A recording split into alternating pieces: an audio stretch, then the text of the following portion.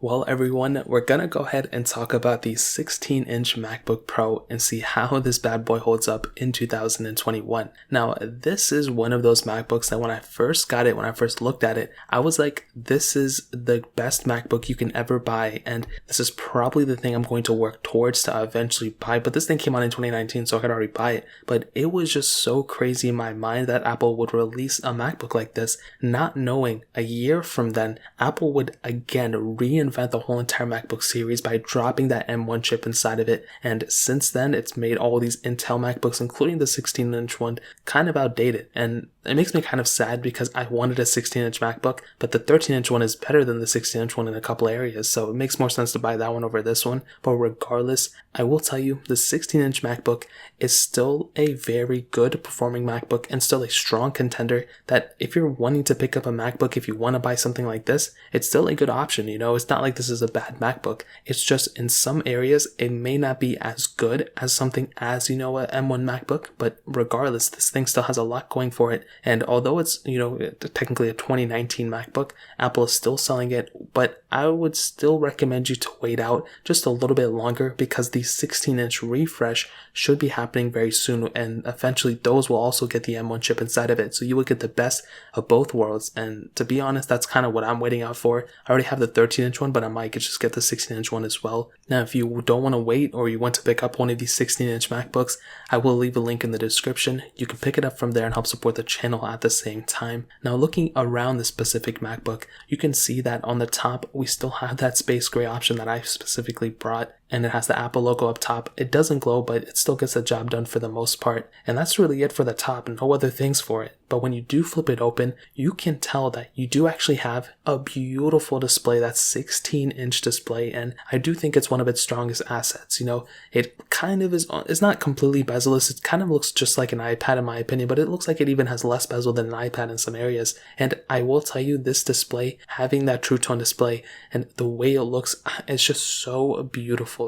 Apple knows how to make these type of displays extremely good. I cannot wait for an OLED panel on these MacBooks if they ever get them. And this 16-inch MacBook, one of its strongest assets is that ginormous display. Now, it is in about the same, size as the 15-inch Intel MacBook, from 2015. It's a little bit bigger than that other previous MacBooks, the 15-inch that came before it, like the 2019, the 2018, but it's still like if you're already carrying a big MacBook, there's really not that big of a difference, to be honest. Now, on the bottom of the display, specifically on the bottom half of the whole entire MacBook, you still have that touch bar, which, I'm indifferent about. I mean, it's cool we have it, but it really doesn't do too much, and it does still glitch up a lot, to be honest. Even on my M1 MacBook, it still glitches up, which is a very annoying thing. And you still have that standard keyboard on the bottom as well, with the speakers on the side. So the keyboard on this is a more updated keyboard, which is good. It's not like that butterfly, whatever it was before, that would always mess up. This one is that updated with that scissor switch mechanism or whatever it is. So really happy to see that. It's the newer, improved one.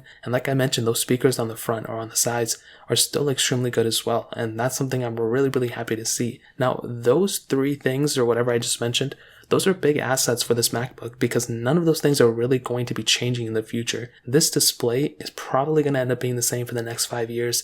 The keyboard, the touch bar is probably going to be the same for the next 5 years as well. So visually, nothing's really going to change. However, getting to the side of the MacBook, this is the one thing that could be changing very soon based on leaks and everything that's been coming out. So we do have 4 USB Type-C ports on all the 16-inch MacBooks. So we have 2 on the side and 2 on the other side. You have a headphone jack as well. And this is the one thing that if Apple ends up doing this, essentially they're saying that for the next iteration of the M1, MacBooks or whatever iMacs, I don't know what they're going to be, these could, potentially have SD card slots inside of them and potentially HDMI cords. Now, I'm not a huge fan of HDMI anymore. We already have USB-C, we have dongles and everything, so it's not really that big of a deal. But that SD card is that one thing where I have to carry a dongle with me regardless. The HDMI, I never use an HDMI cord anymore, so I don't have to plug it in. It doesn't really matter anymore. And we have AirPlay and all these other things. With an SD card, all these other, areas, like even though the MacBooks are improving and they're becoming more, in the future, all of our accessories, like all my cameras, they're not switching over to any other memory thing besides an SD card. And that's what's very annoying.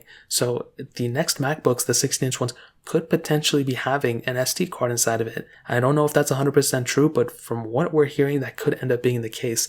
And that would be very, very crazy. So as of right now, if you still get the 16-inch MacBook, you're still going to be fine, but just know that around the corner, we could be getting the newer iteration of this that could potentially be having an SD card inside of it. If that ends up being the case, then that's going to be insane, but I guess time will tell. But the USB-C ports are still awesome. I love seeing those types of things on this MacBook, and I'm extremely happy about it. So in terms of the outside, that really pretty much covers it up. I mean, there's really not much more to hit on. I will tell you though, I used this thing for a bit of time before I, kind of switched out of it. I didn't really like it too much, and one of the main issues I had with this specific MacBook, which may come off as a surprise, but I researched into it and it seemed like everyone else, or a lot of people were having this issue too, was the fans. For some reason, these 16-inch MacBooks, and I had that top tier, I spent like over $3,000 in the used market for it, so it had already like kind of depreciated down in price, but one of the top tier models I bought, I spent like $3,000 on it, and that thing, I don't know what it was, that thing's fans were running all the time, and I had to factory reset it twice, and it still didn't work out properly, and it was very strange. I would do some like very basic things. I would like kind of like edit videos here and there, barely, and that would still end up like when I'm editing the video, not even exporting it out, it would still like ramp the fans up. And I looked into it, and essentially it was just like some random, I don't even know what it was. Maybe it was a software or hardware glitch, but a lot of other people were experiencing it too. So that was a major thing I had. But regardless, other than that, the performance was amazing on this thing. I had a great time with it, and I think it's pretty expectable.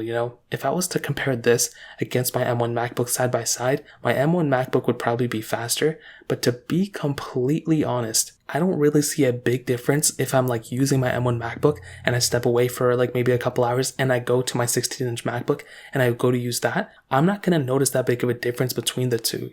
Side by side app opening, yeah, maybe you'll see a little bit of difference, but there's not that big of a jump where you're going to be like, wow, this MacBook is damn much better than the previous one or than the 16-inch one. I think when you do side by side, yes, that ends up being the case, but I really do think that these, 16-inch MacBooks still get the job done. Like, they're not old MacBooks, they're perfectly fine, and they're kind of reasonably priced as well. Now, if you want the most, bang for your buck, getting those iMacs, I think, is the best deal, or the M1 MacBook Airs. But I still think these 16-inch MacBooks are a great mixture of performance and everything else inside of them. The only problem is that because they do have Intel chipsets inside of them, you are pretty much already destined to kind of be outdated. There were two different models of this thing for the most part. There was that 6-core option and that 8-core option, and, they both have Intel Core i7s or Intel Core i9s, and that's it. I mean, you don't have the M1s inside of it. It's like almost buying like a brand new 2021 car when the manufacturer says, hey, we are already having a major change that's going to be completely different